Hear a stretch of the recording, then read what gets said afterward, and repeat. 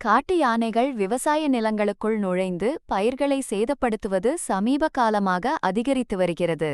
விவசாய நிலங்களுக்குள் வரும் காட்டு யானைகள் பயிர்களை மிதித்து தின்று சேதப்படுத்துவதால் விவசாயிகளுக்கு பெரும் இழப்பு ஏற்படுகிறது. சில நேரங்களில் காட்டு யானைகள் மனிதர்களை தாக்கி உயிரிழப்புகளும் ஏற்படுகின்றன. வனப்பகுதியை ஒட்டியுள்ள கிராமங்களுக்குள் நுழையும் காட்டு யானைகள் வீடுகள், கடைகள் மற்றும் இதர சொத்துக்களையும் சேதப்படுத்துகின்றன. காட்டு யானைகளின் நடமாட்டத்திற்கு பயந்து விவசாயிகள் தங்கள் விவசாய நிலங்களுக்கு செல்லவே அச்சப்படுகின்றனர். இவ்வாறு கேரளாவில் வனப்பகுதியை ஒட்டியுள்ள கிராமத்துக்குள் ஒரு காட்டு யானை கூட்டம் வந்துள்ளது.